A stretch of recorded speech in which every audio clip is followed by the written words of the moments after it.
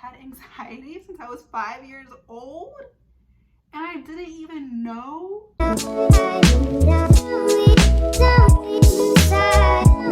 Hey guys, this is present day Sia right here. The video you're about to watch, I filmed it in March or April of 2021, so it's well over a year old.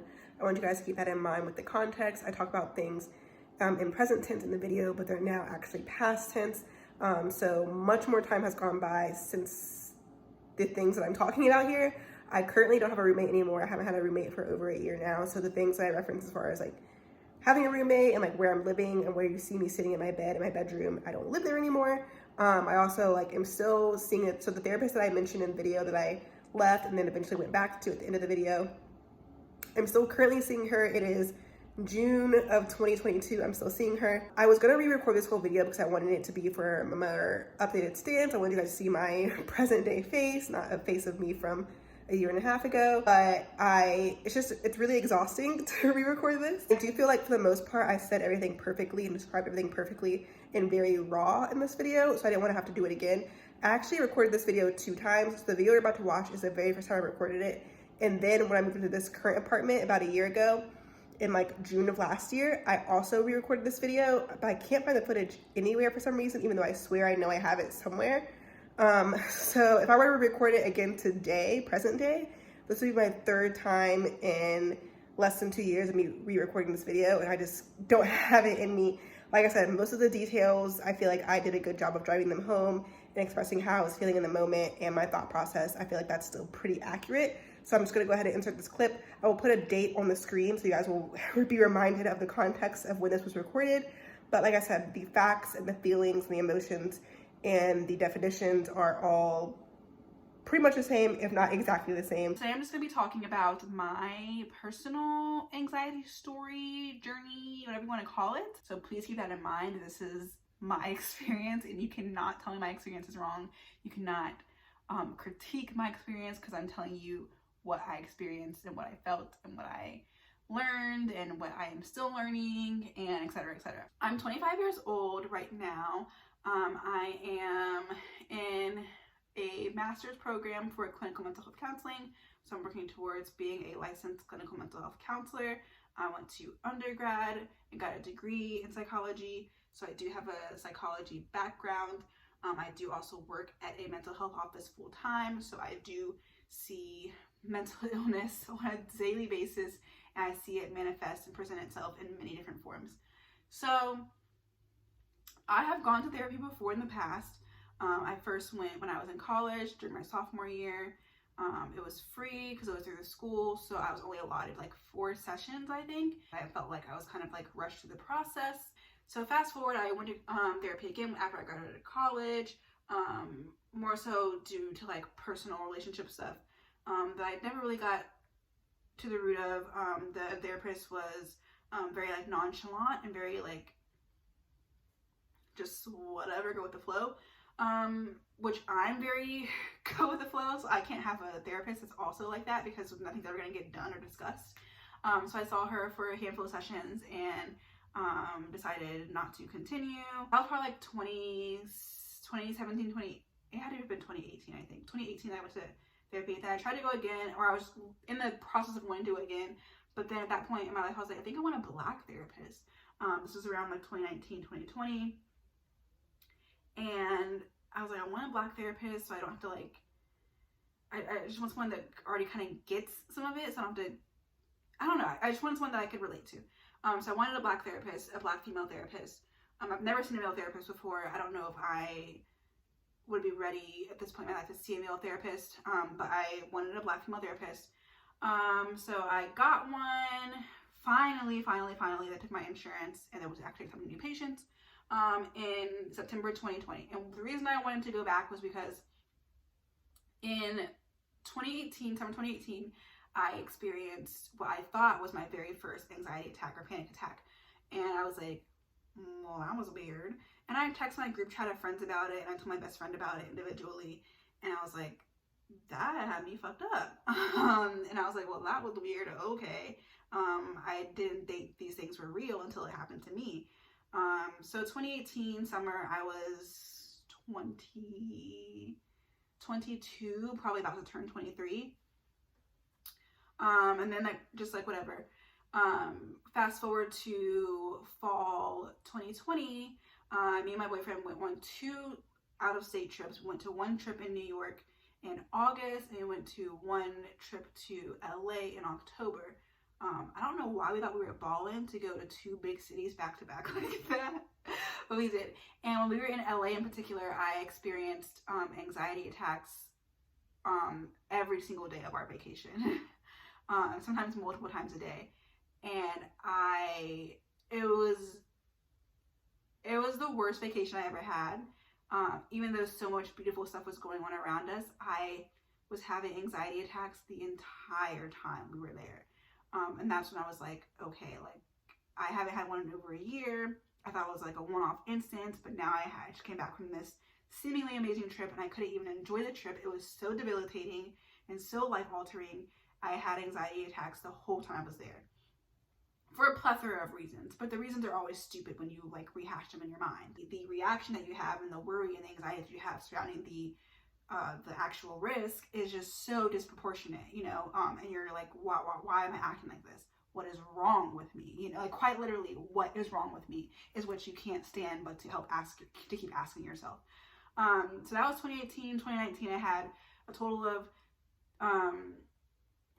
I had anxiety attacks. I don't know how many I had when we were in LA. We were there for, I don't know, like 5 or 6 days, and I had anxiety attacks the whole time I was there, so do the math. And like, we came back from LA, I felt so disconnected from him, because I was just like, I'm a crazy person. I can't really, like, I couldn't verbalize to him in the moment when I was having anxiety. I like quite literally could not open my mouth and say anything.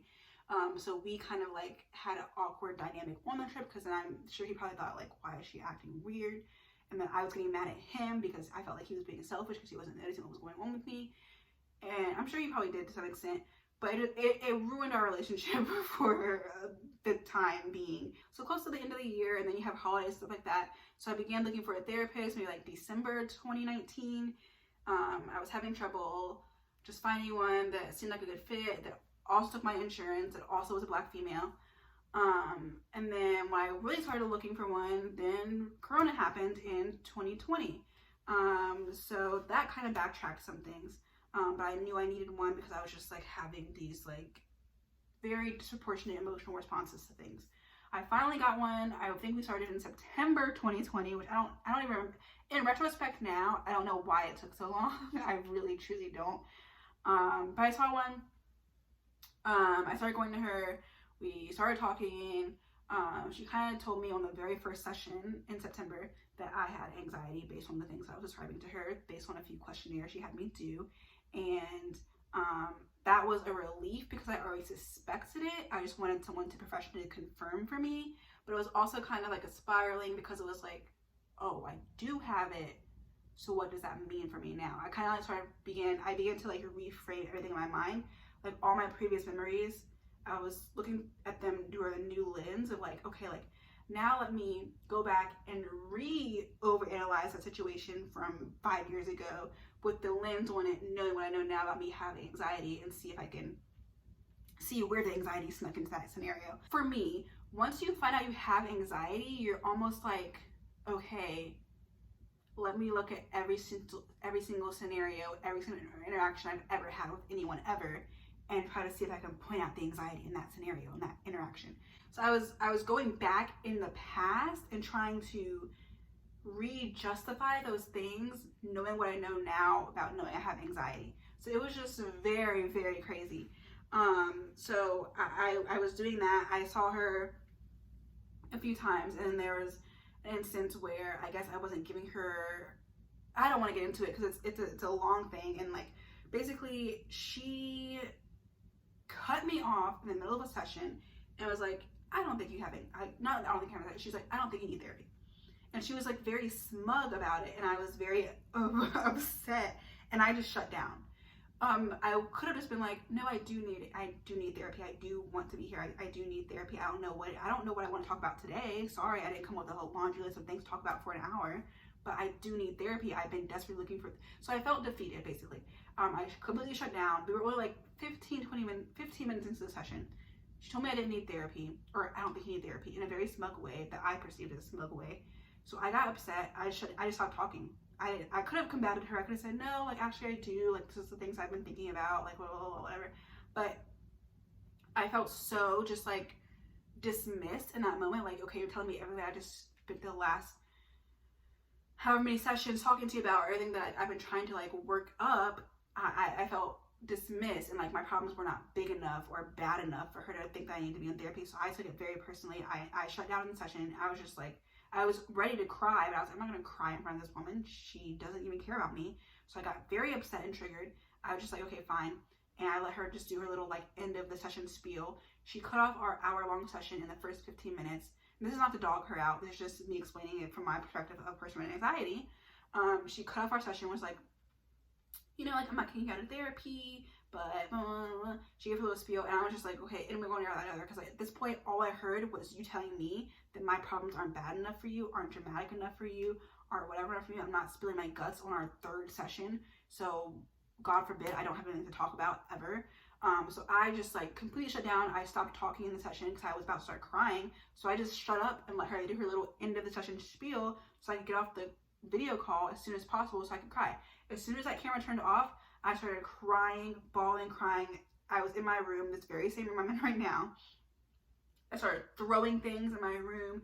I screamed, I cried for like an hour because I felt so dismissed. I felt so like, okay, because I can't tell you right now every single thing. I need time to open up. I need time to warm up. I need time to like, part of anxiety, for me anyway, a huge part of it is a perfectionism. So I don't really even feel comfortable speaking words out loud until I've already written a script in my mind. I don't feel comfortable saying something on a whim without knowing what I'm going to say before I'm going to say it. Like, that's just me. I need to do that. So I felt like I was being punished for my anxiety by her telling me that, like, we don't need to have these sessions. And I know that she was leaving it up to me to make that decision, but I obviously was not, and still am not, equipped to make those decisions for myself, because another huge part of anxiety is indecisiveness, which I forgot to mention that in my anxiety video. But a huge part of anxiety is indecisiveness, issues with control, issues with boundaries, and perfectionism. And I was experiencing all of those things, and I felt like she knew. I don't know. This is not to bash this therapist, okay? It's not to bash this therapist. So fast forward, I was so angry with her. My feelings were so hurt. I felt abandoned. I felt dismissed. I felt punished. I was feeling all of the negative feelings, okay? So I was like, forget it. I closed that computer down, whatever. I didn't talk to her anymore. No more sessions. I went looking for another therapist because I was like, I already had the momentum going of being in therapy. I didn't want to stop. So I went to another therapist very temporarily. She was amazing. Another Black female therapist that took my insurance. She was great. She was a little like too positive and peppy. But she was sweet. She was cute. She got me. She worked with me a lot on boundaries, and like, we had just started scratching the surface of like what boundaries meant, as far as like boundaries in my work life, boundaries with my coworkers and my boss, which is a whole nother drama fest.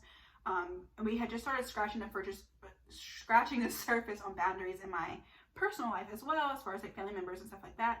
And then she told me that she was no longer going to be my therapist because she was leaving the practice. She had just graduated from her program, or like just on her exam and all that stuff. She was in the process of getting licensed, but she was going to be relocating. And I was so she told me this session before our last, so she told me, like, just want to let you know that our session next week is going to be our last session because of X, Y, and Z. And then I was just like, you've got to be kidding me, not again. I wasn't mad at her. That same office where she was working and leaving from was going to pair me with a new person. And I was like, well, who are they going to pair me with? When they were pairing me, they hadn't actually even officially like offered the job to the new person. So they didn't know who the new person was going to be. I didn't know who the person was going to be, and that produced anxiety. So I was like, well, what the heck? So they paired me with this new person. They told me, like, oh, if she's not a good fit, we can find someone else for you, but like, try out her, like, whatever. Like, she has your case notes from your sessions with so-and-so, and she can kind of pick up where you guys left off. I had this person. She was a female. She wasn't Black, but she was a female. She had experience working with families that were like in the military and like working with people individually, also working with families. She was not a good fit for me. I saw her for maybe 2 or 3 sessions, and I didn't want to fault her because I knew she was coming into it very blind as well. So our first session was very awkward, and I gave her a pass because like I understood. And then our second session was a little bit better. There was less downtime, but there were a lot of times where she was just like looking at me like she didn't understand me, and also just like she would ask me something and I would explain it, and then she would also just be like, okay, like what do you mean? And she would kind of like I was thinking that there were certain nuances that she just didn't understand. And I'm not saying it was because she wasn't black, but she would kind of, a lot of times when I was talking, she would look at me like with a very confused look on her face, and I was like, the last thing you want to do is be talking to your therapist and being vulnerable and trying to share and have them looking at you like, what the fuck are you talking about? Or looking like, I don't know what that means. She was very much about like mindfulness and like, you know, do this for your bedtime routine and that'll help your sleeping issues, and do this and do that. But it was like, but I have sleeping issues because I have anxiety, not because I don't believe in a bedtime routine. So just the solutions that she was coming up with weren't helping, and she was open with me. She was like, if the solutions that I'm giving you aren't working, just tell me and we can do something totally different. Like, we won't know until you try, we can throw it out and start again. But I couldn't stay with her because she was looking at me like she was always so confused. There was too much dead space in the room. It just wasn't a good fit.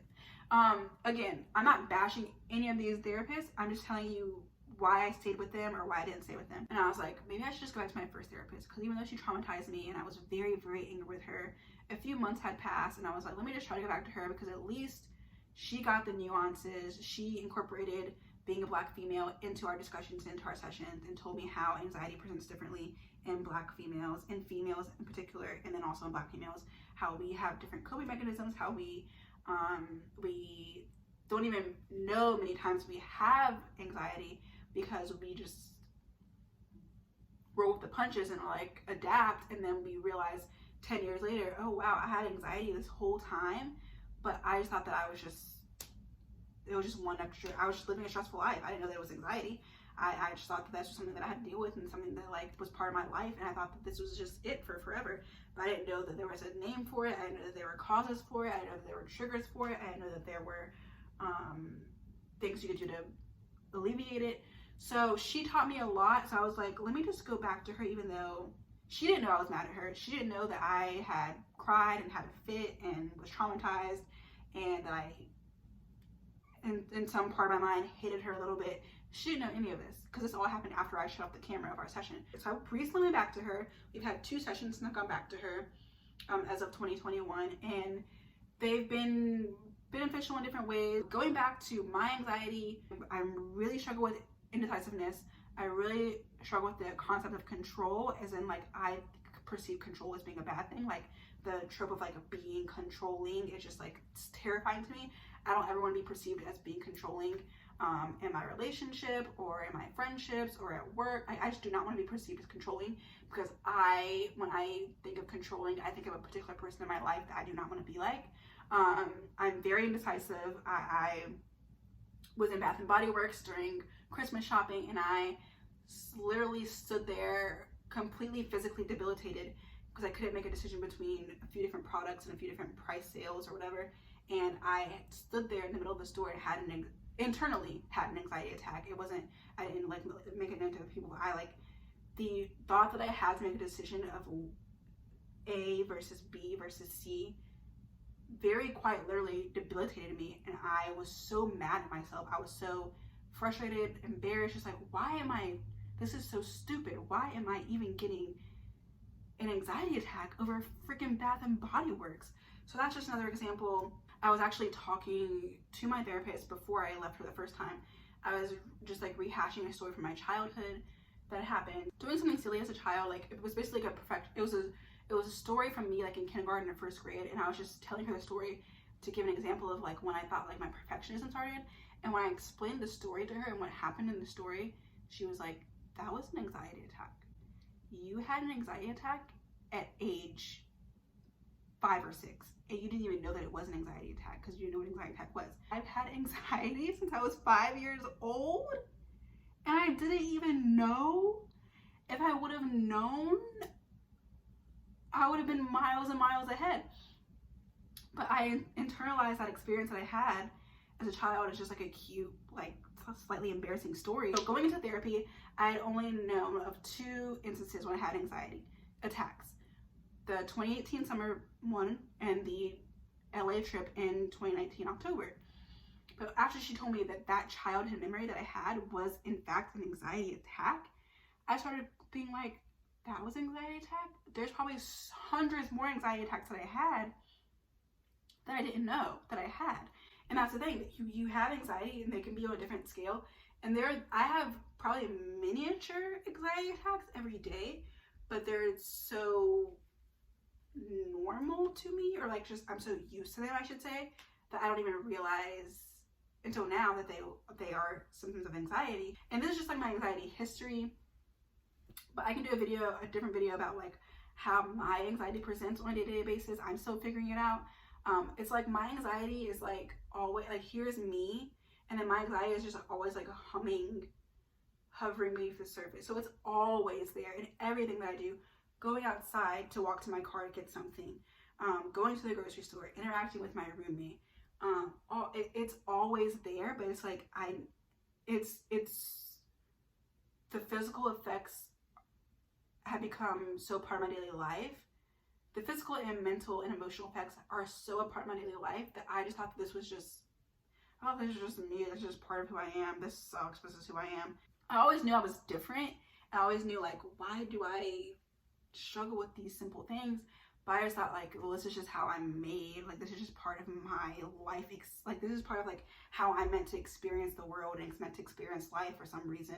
But now that I know that it's anxiety, it makes it better, but also worse because there's more work to be done. But better in the sense that it's like, okay, like this is not something that like I'm meant to just live with forever. These little things that I've just gotten so used to, and just because I've gotten used to them doesn't make them any more bearable. Like, it's unbearable. It's unbearable. Always has been, always will be. It's just the fact that like I know what it is now, and like I can be aware of it when it's happening and be like, okay, like this is not what it seems to be, kind of thing.